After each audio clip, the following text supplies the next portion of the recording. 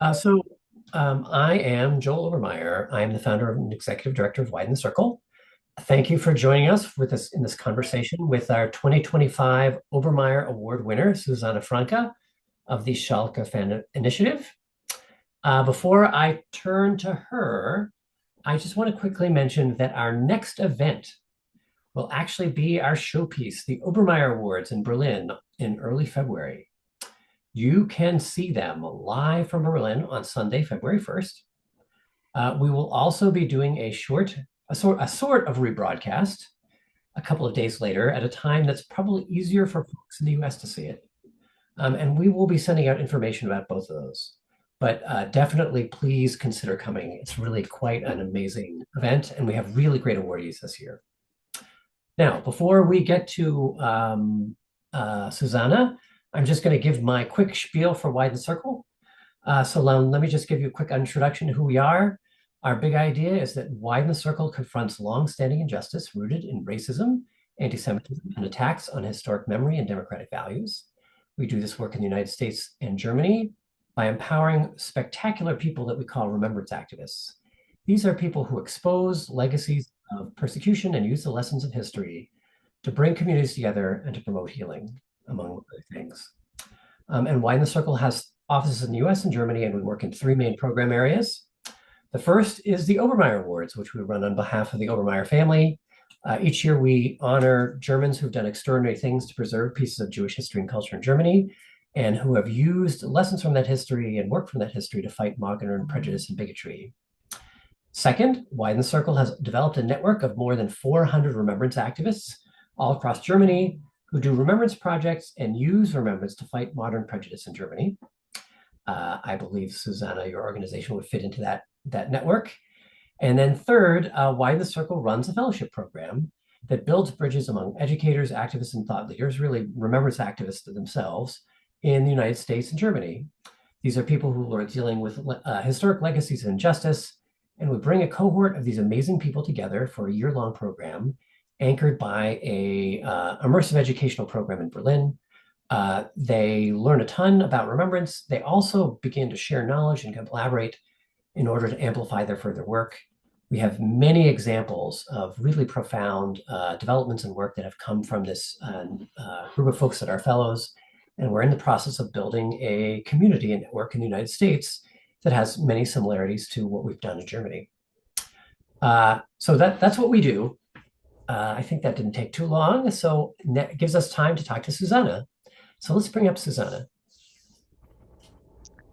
Today's guest, Susanne Franke, Dr. Susanne Franke. No, you can just lead it, because I always feel like being at a hospital if you say doctor. Me. Okay, sorry. Yeah. So just plain Susanne Franke, who was born in 1965 in the coal mining city of Gelsenkirchen. Hopefully I pronounced that close-ish. Beautiful.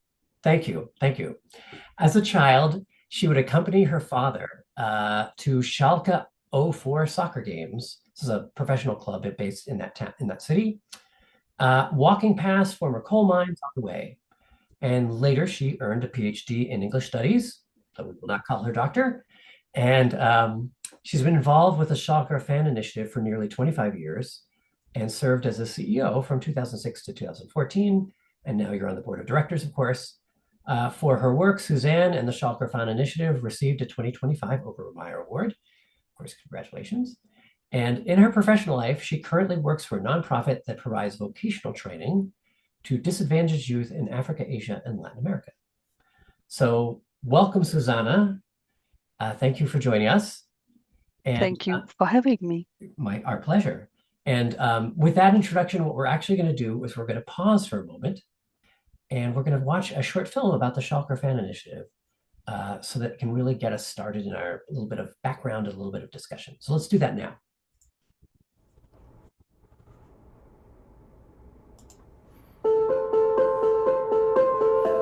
Schalke ist schon ein spannendes Gebilde, wie jede Fußballstadt ein spannendes Gebilde ist. Die Schalker Fan Initiative hat sich ganz offensichtlich mit ihrer Umbenennung von Schalker gegen Rassismus keinen Gefallen getan, weil man uns dann schwerer auseinanderhalten kann. Das heißt, wir sind kein Fanclub, der nur das Spiel zelebriert, die Spieler, die Mannschaft und das Schalke-Umfeld. Wir sind ein eingetragener Verein, wir verstehen uns als Aktivisten. Wir sind eine komplett ehrenamtliche Initiative. Wir haben an die 400 Mitglieder, die sind aber in ganz Deutschland verteilt, wie es mit Schalke-Fans so ist. Das Ganze ist vom Verständnis her ja eine Wertegemeinschaft. Erstens, du bist Schalker, zweitens, du stehst auf der richtigen Seite. Schon 1992 haben Leute gesagt, Politik gehört nicht auf den Platz. Dann haben wir gesagt, wir haben sie doch gar nicht dahin gebracht. Die Politik ist auf den Platz gebracht worden, aus unserer Sicht, von denen, die Faschos sind, von denen, die Menschen mit Migrationshintergrund beschimpfen, von denen, die verdammte Sexisten sind. Das ist Politik auf den Platz gebracht. Und wir sagen, da stehen wir gegen, weil wir diese Diskriminierung nicht wollen, sondern weil unser Schalke bitte und unser Gelsenkirchen ein inklusives, integratives sein soll, weil es ein guter Ort sein soll. Bei allen nennenswerten Demos, die mit unseren Themen zu tun haben, willst du da sein. Die Erinnerungstage. Der 9.11. bedeutet für uns den Schweigemarsch natürlich, der in Gelsenkirchen stattfindet und je nachdem, wie der Tag sich gestaltet, Stolpersteine putzen. Du bist in Netzwerken. Eine weitere ist die Zusammenarbeit mit unterschiedlichen Autoren. Also das heißt, mit diesen Lesungen nicht nur zu lesen, sondern möglichst viele Leute mit den Autoren ins Gespräch zu bringen.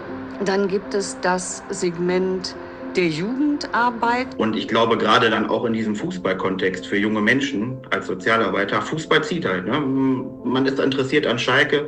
Vielleicht wird keiner von denen wird sagen, ich bin an Geschichte interessiert. Aber jeder von denen wird sagen, er ist Schalke-Fan. Und wenn man das dann so zusammenbringt, hat man die Chance, Jugendliche auf Sachen aufmerksam zu machen, die sie vielleicht sogar, wenn sie dann davon hören, spannend finden, aber mit denen sie sich sonst so von alleine nicht auseinandergesetzt hätten.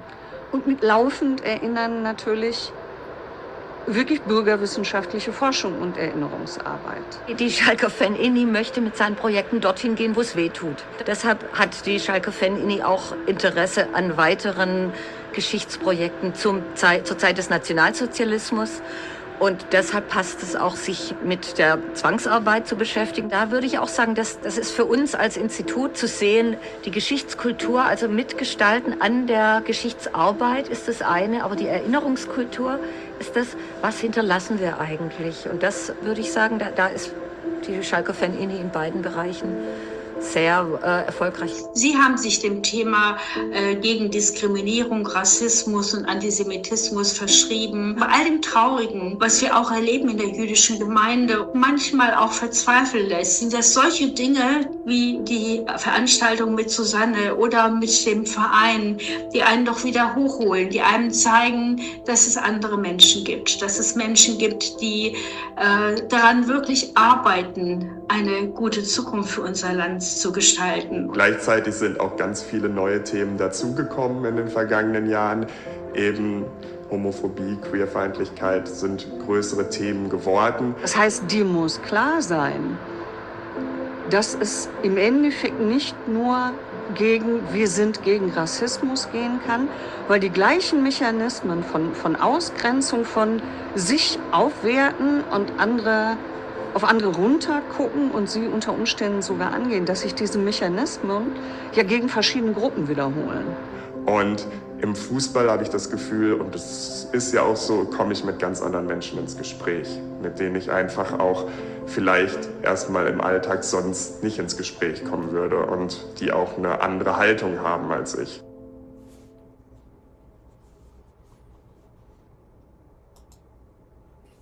Very nice. Very nice. I would just say, look, I have questions for you, but I would just want to observe that I think the film does a lovely job of giving a sense of what the Schalker Fan Initiative is about. And if we thought we needed organizations like yours when the awards happened in January, all I can say is much more so even now. So anyway, nothing but admiration for that. Okay, Susanne, here you are. Let's actually have some questions and some discussion. I'm wondering if you could maybe talk, I read a little bio of you, but I'm wondering if you can talk a little bit about your own background and how you got involved with the Schalker Fan Initiative. Oh, it was like a refuge, actually. I'm born in that hometown of Schalke 04. My sisters are still living there, my niece with her children. So I should have belonged to Schalke the whole time. But in the 80s and 90s, you really had violence. And this violence came along with a lot of right-winged tendencies, with anti-Semitism. And of course, being this more of a hippie person and listening to hippie music more than football chants, Sure. my love was close to collapsing when Right. a friend came to me and said, Susanne, you can come back. You can join Schalke again. We So found you it. sort of stepped away from being a fan because of all the violence. Yeah, and actually, prejudice. yes. Yeah. No seasonal ticket. And he told me Schalker Fan Initiative, Schalke versus Racism are founded. So you might well come back and be part of it. Yeah, famous last words. Since Sure. then, I joined and never left. Yeah. Good for you. Good for you. And I Maybe understand. also good for the initiative, some would I say. hopefully so. Hopefully so. And actually, I think pretty clearly. I was wondering if you could just talk. So, as I understand it, the fan initiative started in the 90s, but it Yeah. took a little while for the actual soccer club to be kind of on board, that they initially weren't necessarily excited about having this initiative around. Could you maybe just briefly explain what happened that changed things? As always, you have a nice way of putting it. The beginning was not a love affair because we just did the banner you saw on the old black Sure. and white picture, and we did flyers with that logo Mhm. and You with a mean the kind one of, with stomping on the swastika, that one? yeah, Yeah, exactly. And with our initial text, hello, we do not want you being racist, fascist, whatever, in our home, our stadium. And sure. we just distributed them in the old stadium, of course, without having asked for permission, Sure. because we just felt, wait, it's right to do so. What happened was that a huge bill entered our postbox. And if we had to pay, this would have been the end of all. Mhm. But then What was the bill for? for cleaning up the stadium. You mean from all those flyers? Yes. Because of course a soccer stadium is never dirty after a match. Sure, sure. Okay. Okay, so what But happened? then and you know, in the early 90s there were huge crimes against asylum seekers and refugees. And one of these guys was when he was arrested, he wore a Schalke shirt. Oh, And of okay. course, this picture hit. Now you won't find it anywhere. They deleted it very beautifully. Yep. And actually, then they addressed us and told us, you might wait. There's a question, please later. Thank you. Yeah, we will have, and let me just pause for a second because I should say Beautiful. this. Thank you. Anybody who has a question, feel free to put it in chat. If it's something that's easy to answer Yeah. by members of my team, they'll give you an answer right there. But otherwise, we'll hold on to it, and a little later we'll have a Q&A section. I promise we will, anybody's questions, we will be happy to get to them. Thank you. There we go. And Okay, let's keep then going. they really jumped on the chance to say, wait, we already have activists, so we might as well join hands. But this is long time ago, and since then our relationship is like a soap opera of good and bad times. Sure. Because, for example, when Gazprom, the Russian gas provider, major in Europe, was our sponsor, our love wasn't big. Yeah. But these days, I'm just planning the next Remembrance Day, January 28th, together with the club again.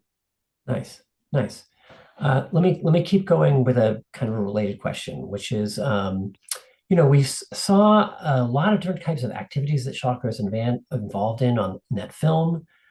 And we got sort of a sense of this, but maybe not how it happens. Can you talk a little bit about who are the Schalke fans and how do you connect with them? Since I think that's probably a key element here. It is, and it is a challenge we mastered despite the fact that you have no reach to everybody in the stadium. Sure. Because the stadium is packed. Being second division, we still have the whole stadium packed. Schalke fans are completely mad. Stefan Sure. can confirm that. Okay. And so in a stadium, the message can be only very reduced.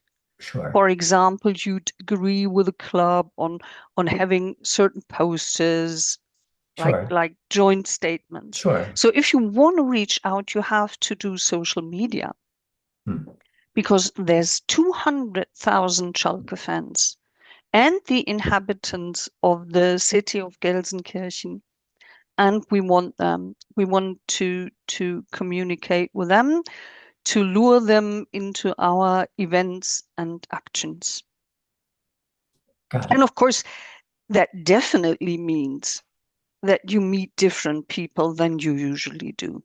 As Julian said in the video, because my friends on the rough side of things, or on the, if I drank that much, I couldn't see the game anymore.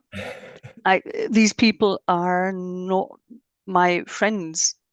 Right. In my secure intellectual world.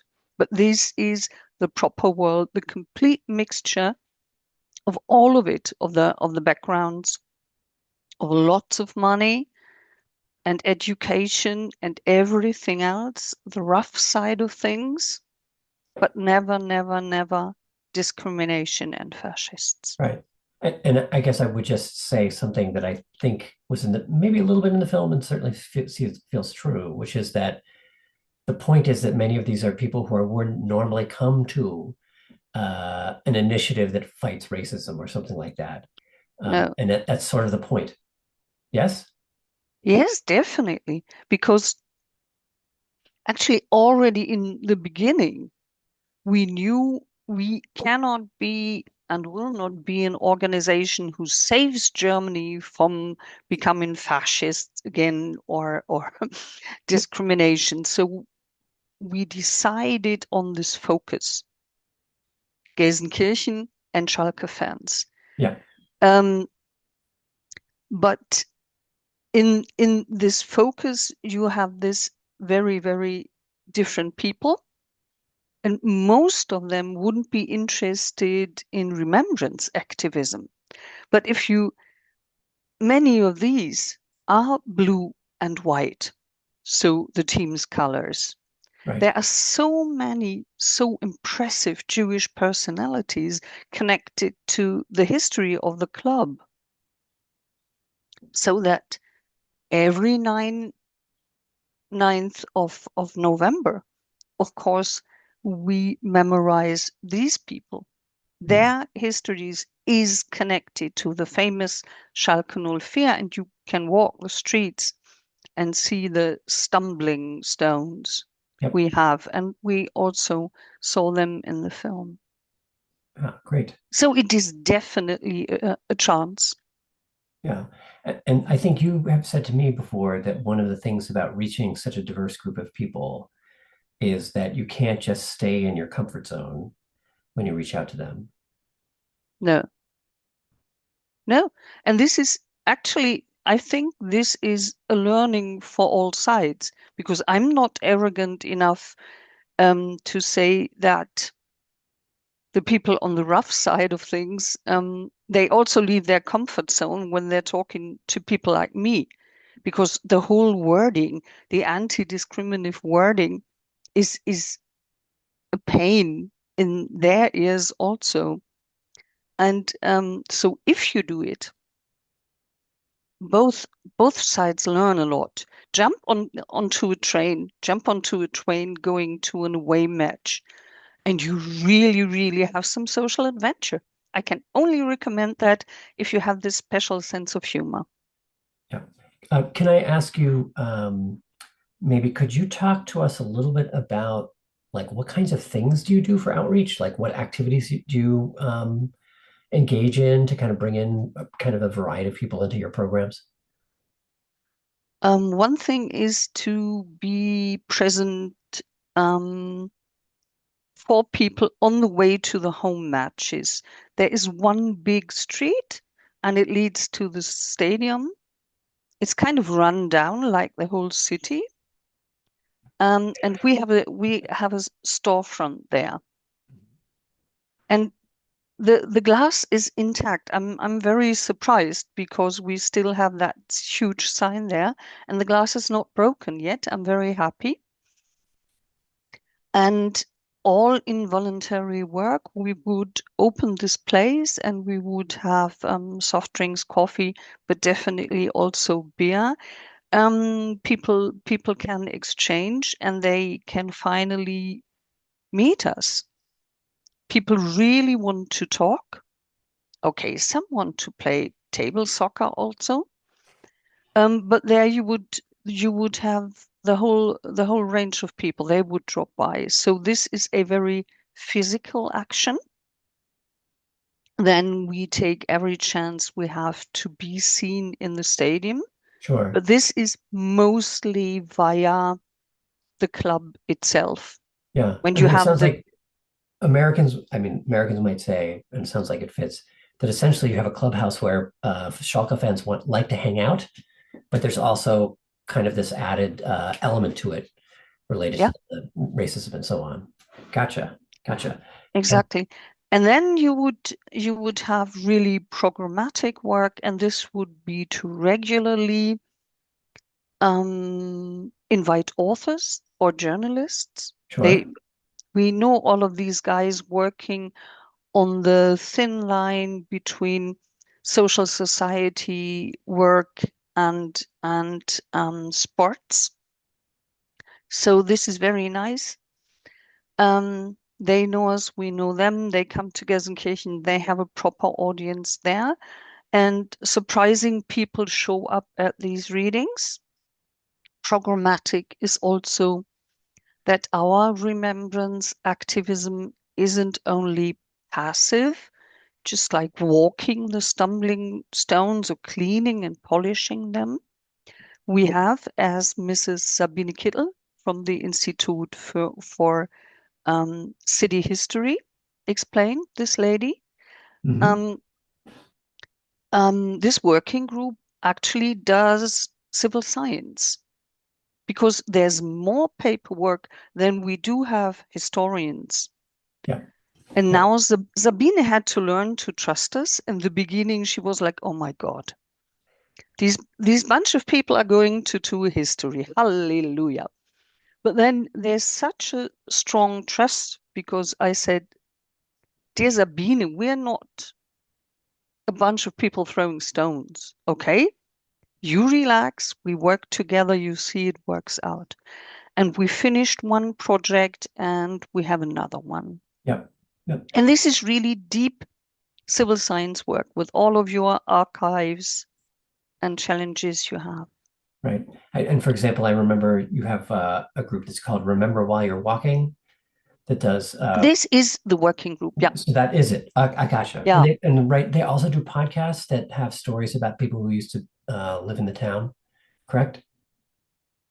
Yeah. First project was that we had a late grave plate with people who were...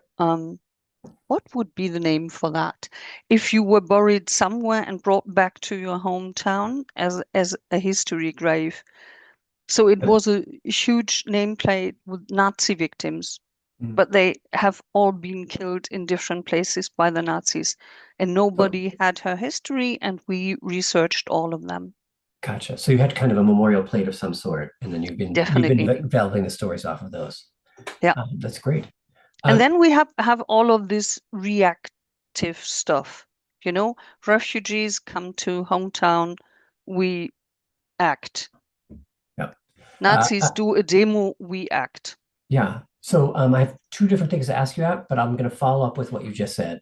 Can you talk a little bit about how, and part of this is related to history and remembrance, which makes sense, but part of this is related to immediate local needs of refugees and others who are in a disadvantaged position. Can you talk a little bit about that? Actually, like the work that you do.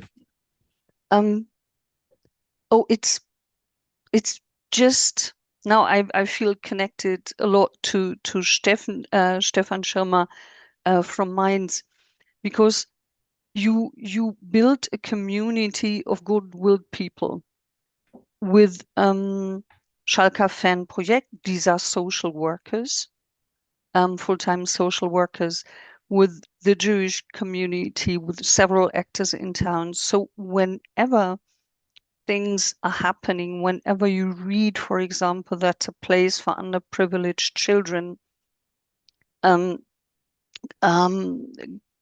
receive a fund cut, or of course with the attack of Russia on the Ukraine, you had refugees coming even to Gelsenkirchen, and of course you analyze what goods are proper, so not just stuff but proper stuff that can be really used. You would start collecting that. But this is just because you are part of a social network connected to Schalke and to the city, where you agree on a common social sense.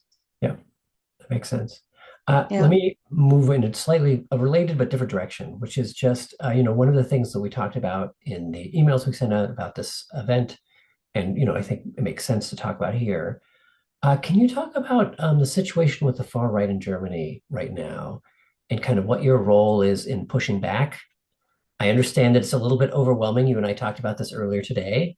But knowing that there's somebody out there pushing back and how they're doing it, I think is important. I just think it's important. So let's hear from you. I have to relate something that really was a shock only 2 hours ago. In my hometown, the mayor was already elected. Sure. It's a lady from SPD, and today this is there center was left party. Yep. Social Democrats. Not too social these days, but at least Democrats. It's okay. That's fine. Okay, Keep going. we don't want to deep dive in that, but today there was the vote of the deputy mayor, and it was a landslide majority for the AfD candidate. Right. So from the far right candidate was elected deputy mayor by a vote of parliamentarians in the city, right? Yes. Got it. Plus, one has to explain that the AfD has not a completely different, but a slightly different character in different cities. Sure. And my hometown, Gelsenkirchen, can boast of the guys being really far right and have strong connections to actively violent people. Yeah, that makes I hear you. And sorry, please keep going. Their stronghold is that they used the idea of everybody deserted you, because the city is not well off. It is the poorest city in Germany, even though if it's in the western heart of Germany, Ruhrgebiet industrial area, it's the poorest city. Every bad figure you wanna pull out, we are well in. And this narration is used again and again. And so we are already arranging for strategic meetings for the next days. Yeah. But let me just ask you, You don't have to come up with a plan for what you're going to do right now related. I mean, you will, but you don't have to react to what happened today in terms of what you're doing. But I was just wondering if you could talk a little bit more about your activities that push against the far right, just so people can get a sense of the kind of things that you've been up to. I'd say there are three layers. One layer is, of course, to check every means you have in terms of law. For example, is it possible, because Schalke 04 is still owned formally by the members. So the statutes can be changed. Members can apply for a change, and then you vote if there's a change. So of course you have to check, is it legally possible to have these people out? AFD members, for example. Right. Stuff like that. So you have my understanding is that you have a rule in the club that relates to far right and racist messages, yes, and that if somebody's saying something racist in the stadium, they have to be removed. Okay. But still, AFD is these days, unfortunately, a legal party in a democratic system. Yep. So one thing is to do what they do, to check every legal door you might open, because this is what they do, to open every tiny little hole where they can slip through to change things. So we have to do the same. This is one level. And the other level is a very visible thing, not to draw back really with your visual statements. It might sound a bit stupid, but these days many people write and want to have bumper stickers and stickers, because they see this right-wing stuff everywhere, and they really want to go over it. It's like fighting for the visuals in the streets. Gotcha. So you mean people, they put up stickers, you want to put stickers on over them and so on? Actually, yes. I admit it sounds stupid, but it's really, you want to say no. Right. So you want don't to sort of want you to discriminate foreigners on the street I am living or walking, full stop. And the same is, my husband is always afraid when he sees me in my t-shirts. And he says, "Oh, you're going abroad in that t-shirt again." Yes, but you have to. You cannot refrain from wearing your logo. Yeah. And of course, if there's a writing on your back, maybe at a foreign station, you would have a jacket over it. Yeah. But this is, you cannot draw back visually, because that creates an image of the stadium, an image of a city. Sorry. Yeah, no, it was fine. I totally hear what you're saying. You're sort of arguing that you can't cede the visual ground to the other side, right? You can't let them own it. Exactly. Yeah. Okay, that makes sense. And the other thing is really to create positive narrations in the city and in the stadium. So when they start this, it's so terrible. They would really have before the election a Russian film team walking through the streets of Gelsenkirchen and showing full waste paper baskets, and maybe they hunted down a poor rat to film it and say, "The city is run down." By the way, I'm living in Cologne. It's a tourist city, and I can greet my rats also in the streets, because it's Christmas markets. Okay, but really to change the narrations and say, "Oh, our beautiful foreigners," and then you do a football tournament with people from different countries and different ages to show the beauty of it. Right. Yeah. So essentially, you're talking about challenging the narrative that the far right wants to use with a different narrative. Exactly. Yeah, that makes sense. That makes sense. As good as possible, of course. That's all you can do. I'm going to switch gears for a second here, and I'm going to put on my Widen the Circle Executive Director hat just for a moment. And I'm wondering if you could talk about winning the Obermayer Award and what effect it had on you and on the organization. Oh, that was so beautiful. That was really so beautiful. Some people might have seen a certain somebody, that was me, on stage really trying to very secretly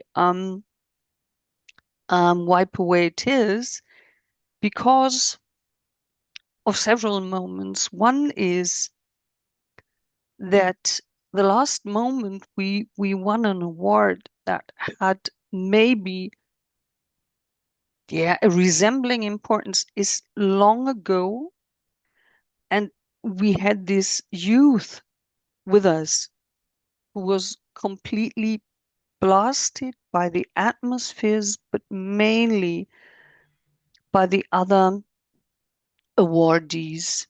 It was such a pure honor to see who was awarded and of which group of people you're now part of. And that moved everybody. And honestly, it's so special that the family who created the award was that present. And it meant something. And I was really surprised because for the first time, Schalke decided to have us on the green at a football match, and usually you're allowed to talk before the match. Yep. This kind of all program, the fans that are there. blah, blah, Yeah. blah. And this time they decided to have us in the match break for the first time. And it was 4 of us. Yep. And our CFO, a lady, and she did a good speech, surprise. And when we walked off, it was evident that she saw the videos. She saw the stream and she said, "Wow, Susanne, I was so impressed by the whole stage, by the whole setup." And Nice. I felt like, yes, I really, let's face it, I really felt good at that moment. Yeah. So And she became a member secretly. Yeah, that's great. Let me just interrupt with one thing. My team might be able to help us with this. There is a lovely video, I think it's maybe 3 or 4 minutes long, could be 5, I don't know, that shows the 4 main principles with the Schalker Fan Initiative being praised in front of, you can tell me how many fans, but I'm going to say 30, 40, 50,000, something like that. 60. 60, thank you. Yeah, that was really lovely. If we can find the it. video, it would be cool to show it. If we can't, put it in chat. If we can't, it's okay. Let me continue with another question that's a little bit in the same direction. As you know, because I talked about it and because you know about it, we run a network of remembrance activists, more than 400 activists across Germany. And one of the things that's less showy about winning the Obermayer Award is that we invite you to become part of this network. And I was wondering if you could just talk a little bit about the value of being part of a network of people who do maybe not the same, but similar things with similar, motivations and so on. What has that been like for you? First of all, it's been more work because being in Berlin, we promised already 2 things and we kept the promises. There was one invitation of Erinnerungsort Badehaus, close to Munich. Right. So this is Badehaus. This is one of our awardees that's outside of Munich that runs a runs a museum at the site of a former deportation camp called Badehaus. Got it. Yeah. Yeah, and a highly interesting place because it's quite close to Dachau and so many Jews. Yep. when survivors of Dachau lived there. It's an incredible place. And they had an exhibition on sports. And the chairperson, the lady, me being a fresh awardee, saying, "Hey, Susanne, will you come and do a speech at the opening of this exhibition?" And stupid me said yes, only to find out that it's only a few 100 kilometers and a day after my husband's birthday. Okay, so it's a little bit of work to get there. Yes, but I decided to invite him to Munich and say, "Hey, why don't we go to Munich for your birthday?" Sure. And then we already cooperated with our awardees from Zittau. Yep. So and one of the other visited awardees them. is Augen auf from Zittau. Augen auf, yes. Sure. And we've been there for the festival, Herz in der Hand. Yep. And incredible place. And we need these people. They are so strong, and I love their work. Nice. Nice. Great. And these are only two examples. There are so many great people, but you know, I still have a proper job also. So it's impressive. The network is, yes, because if you look at the professionals in remembrance work, also with going to the places where people do not travel all of the time. So of course it's important to go to Dachau and Auschwitz. I think every German should have been there, but it's also important to know about, for example, Sobibor. Yeah. And many other places, Hadamar. And the more people you know, the easier it is to create programs, especially for youth. Got it. Got it. So it really means a lot. This is no praise for you because I have put it on my list, but yeah, it moved. It moved. Great. So I could keep asking you lots of questions, but we have a audience here that seems to be interested and engaged. So perhaps this is a good time to pause and see what questions that we have from our audience. Give me a second to take a quick look. Let's see. So Susanna, excuse me. You briefly mentioned that various prejudices often come from immigrants to Germany. This is a question from Elaine Kahn. I've read that this idea about migrants is growing in Germany, that migrants are, being disproportionately blamed for prejudice, letting German-born people somewhat off the hook. Can you talk about this? She said, does this have merit? But I guess I would say, sure, does it have merit? But could you talk about this issue a little bit? Actually, the most prejudices are on migrants coming to Germany and not from them. And the shame is really that Germany never came up to recognize how much of a migrant nation they are.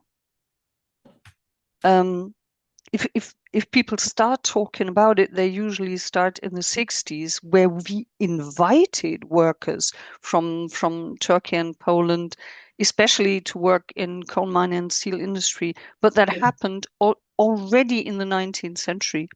So we are a migrant nation.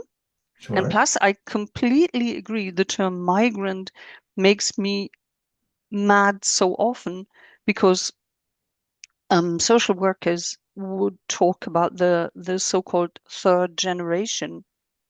So we have a huge generation of beautiful Turkish people who do not even know Turkish, but who are discriminated because they look so foreign. Yeah.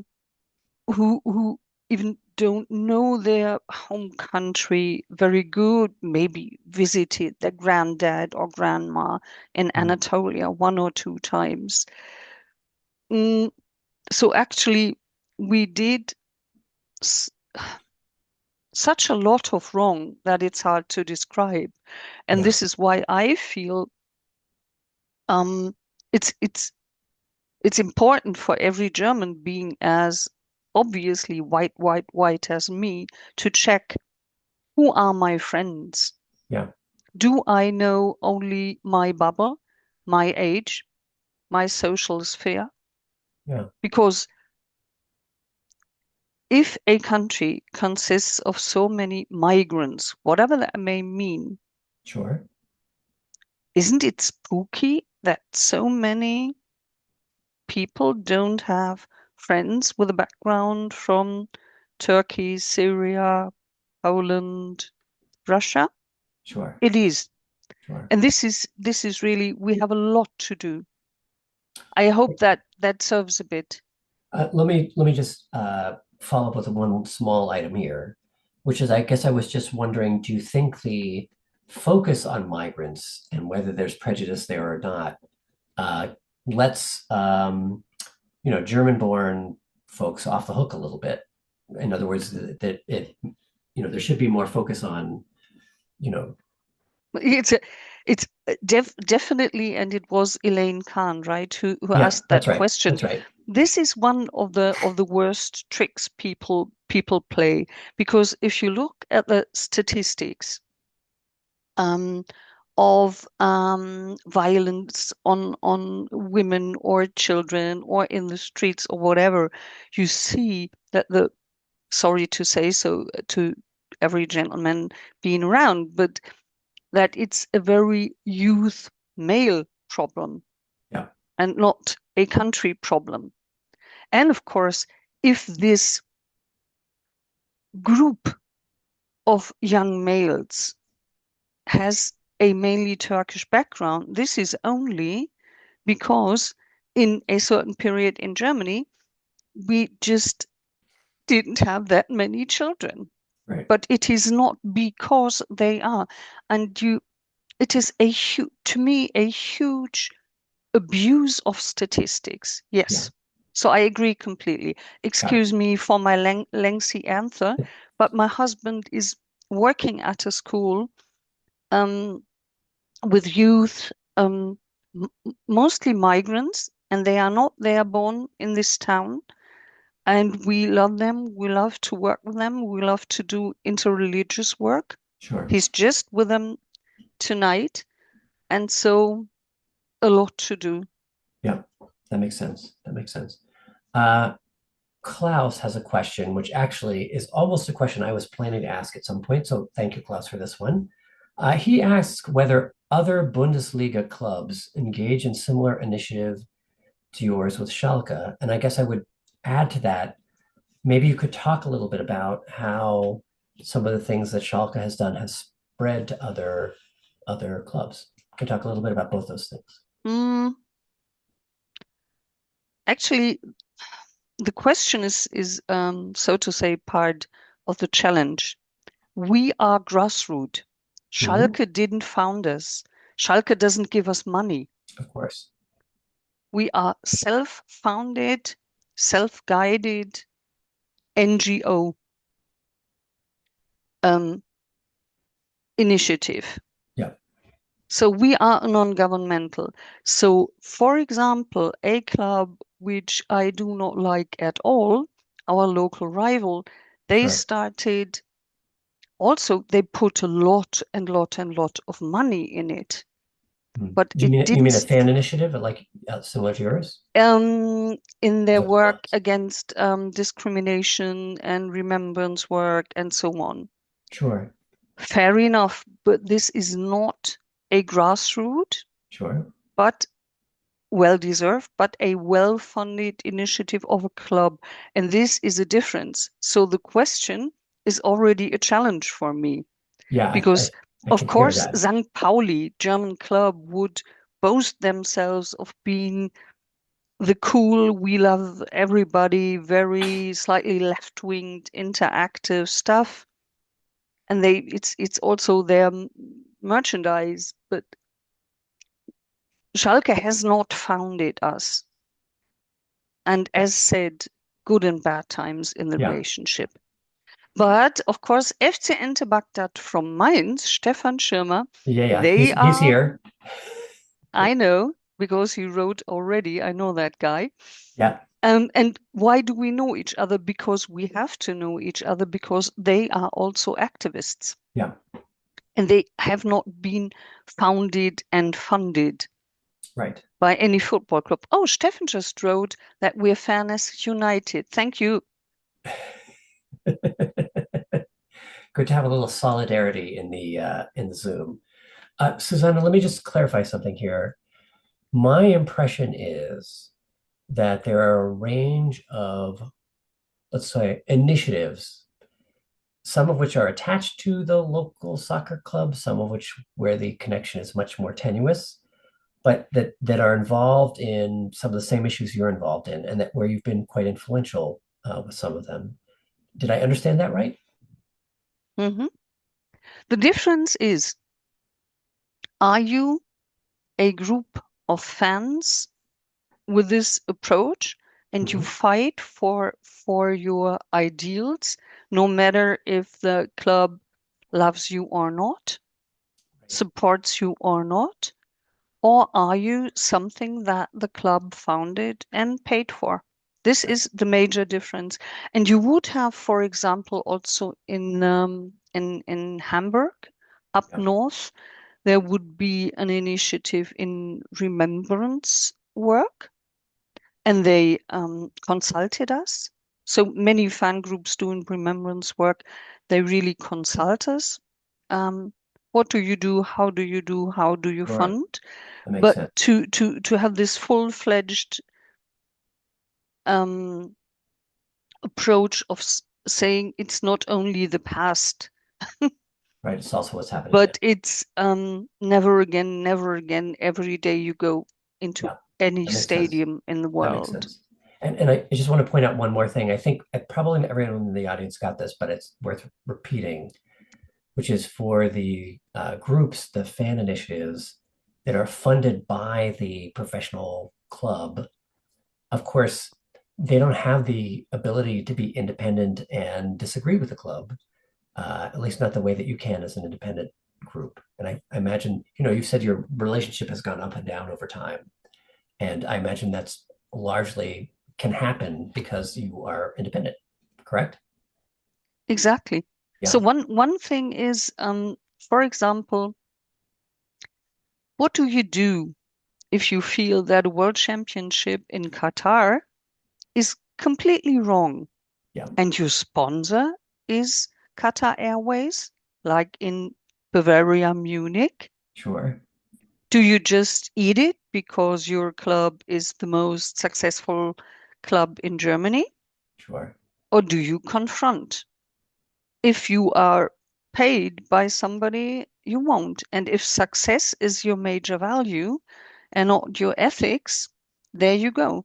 And this is why we had quite some challenging times with Schalke 04 and certain persons. Sure. And being as Stefan just mentioned, because we both have been in the team of Boycott Qatar 2022. Yep. So the World Championship there, we're fighting at Fairness United. You don't do that when you're paid by a professional soccer club. Right. Because all of these soccer clubs have their money and their players in it. Right. So you cannot be completely honest. Yeah. And we can. Yeah. Understood. Major Understood. difference. Yeah, it's a very, very big impact. I think that is most of the questions we had and most of the time we have, but I want to kind of wrap up just for a moment here, if I might, which is first, I want to thank you, Susanne, and thank you to the Schalker Fan Initiative that you work with. Number one, for the work you do, and number two, for joining us today and telling us a little bit more about it. And I would just say, put on my director hat one last time and say that, Widen the Circle is a 501c3 nonprofit We raise money to support this important work, as Susanne does for hers. And I encourage people who are curious to come visit our website and, to take a look. Of course, we're honored for anyone who wants to donate, but, really just to learn more. We have many, many wonderful awardees. Of course, as we've talked about Schalke, we mentioned briefly Stefan Scherber, whose organization Anti-Baghdad also is an Obermayer Award winner. And, there's a range of others. Finally, a quick reminder, again, the Obermayer Awards are coming up. The live broadcast will be on Sunday, February 1st.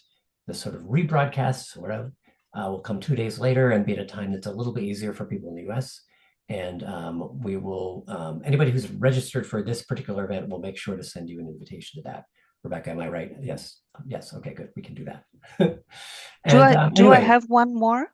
Yeah, sure. Why not? I want to get everybody out at 2 o'clock, but that gives us 3 minutes. So have a minute. Go ahead. Actually, because many people who are younger than me would ask, yes, your day work is development cooperation, and then you go home and you work for Fan Initiative. And isn't that stressing or depressing? And I feel it's stressing, yeah, maybe sometimes, but it's depressing not to do it. So if you just take it in and don't turn it into action, or don't turn it into friendship. The moment you collaborate, and this is also the beauty of Widen the Circle and the award, because this moment shows the beauty of what it is. Yes. And you maybe if it's a photo or an award, whatever, or if it's just something you kept in mind, to me, this is more energy you can create from this work. Yeah, that makes sense. So in other words, being depressing is like doing the work is the opposite of depressing in a way, which is very, very good to hear. And actually watching Netflix all of the time it doesn't create always positive energy, let's face it. Understood. So we're encouraging people to be proponents of taking action as a way. Yes, please. And there are so many beautiful people around and so many beautiful people to meet. Yeah, and you talk with them and you feel, sorry, I do not have the time to do everything, but at least this conversation is like a small flower. Yeah. Sorry for being that kitsch today. Yeah. No, it's okay. I would much rather have you have a last word. Once again, Susanne, thank you so much for spending the time and for your wisdom. We really appreciate it. I wish you every success in your future work with Schalke. We certainly could use more initiatives like yours. So thank you. Thank you so much. Thank you for listening. Thanks for your and thank you everyone for joining us. We really appreciate it, and we will see you again soon. Bye-bye. Bye-bye.